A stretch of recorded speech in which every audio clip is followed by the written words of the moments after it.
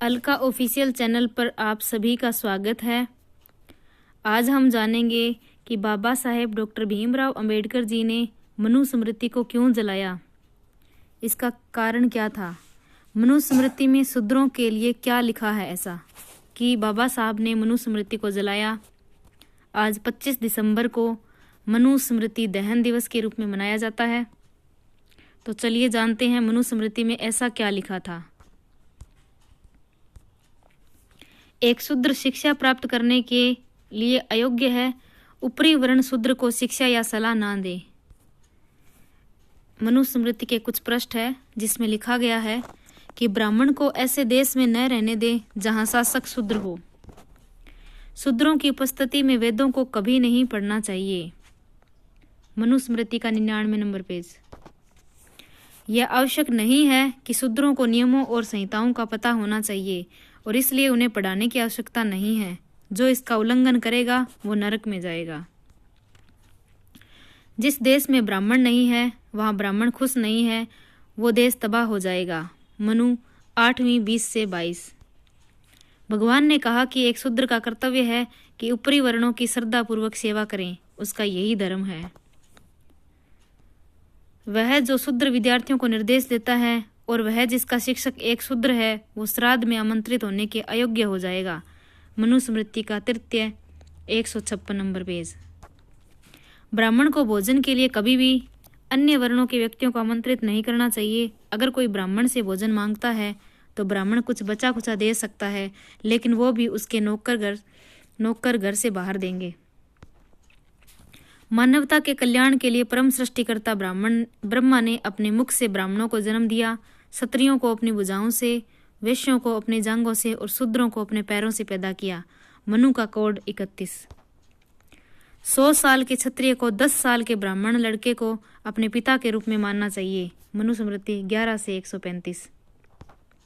एक राजा जिसके साम्राज्य में एक शूद्र कानून का पालन कराए वो साम्राज्य दलदल में गाय की तरह डूब जाएगा। अगर कोई ब्राह्मण को गुलाम बनाने की कोशिश करता है तो उस पर 600 पण का जुर्माना लगना चाहिए। जो चीजें मनुस्मृति में लिखी गई है हम वही जानने की कोशिश कर रहे हैं। अगर कोई ब्राह्मण को गुलाम बनाने की कोशिश करता है, सिर्फ एक ब्राह्मण सभ्य होता है, न्यायाधीश के रूप में कार्य करें, लेकिन शूद्र कभी ऐसा नहीं कर सकता। मनुस्मृति अष्टम 20वां नंबर पेज। यदि कोई शूद्र घमंड से ब्राह्मणों को धर्म का उपदेश देता है तो राजा उसके मुंह और कानों में जलता हुआ तेल डलवा दे। भले ही एक ब्राह्मण शूद्र को गुलामी से मुक्त कर दे, लेकिन शूद्र फिर भी गुलाम बना रहता है। किसी को भी उसे मुक्त करने का अधिकार नहीं है। मनुस्मृति अष्टम 50, 56 और 59। अगर शूद्र द्विज नामों और जातियों का उल्लेख करता है तो एक 10 उंगली लंबी लोहे की कील गर्म करके उसके मुंह में डाल दी जाए। एक ब्राह्मण शूद्र को बिना किसी वेतन के सेवा करने का आदेश दे सकता है, क्योंकि ब्राह्मणों की सेवा करने के लिए ब्रह्मा ने शूद्र को बनाया है। देखिए, ये था मनुस्मृति के अंदर। एक शूद्र जो उच्च जाति की एक महिला के साथ संभोग करता है उसे मौत के घाट उतार दिया जाना चाहिए और उसकी संपत्ति को जब्त कर लिया जाना चाहिए। मनु अष्टम 374। एक शूद्र जो द्विज व्यक्ति का अपमान करता है उसकी जीभ कटेगी, क्योंकि वह नीच है। यही कारण थे जिसकी वजह से बाबा साहब ने मनुस्मृति को जलाया। एक शूद्र का सबसे पवित्र कर्तव्य ब्राह्मणों की सेवा करना है।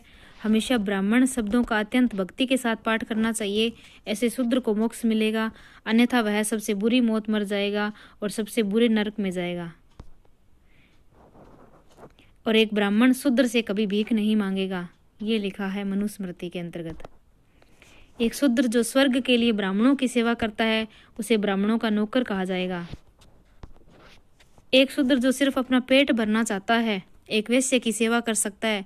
यदि वह जीवित रहने का स्थायी साधन चाहता है तो वह एक क्षत्रिय की सेवा कर सकता है, लेकिन अगर वह स्वर्ग जाना चाहता है या अगली पीढ़ी में उच्च या श्रेष्ठ जन्म चाहता है तो उसे ब्राह्मण की सेवा करनी चाहिए। ये है मनुस्मृति के अंतर्गत।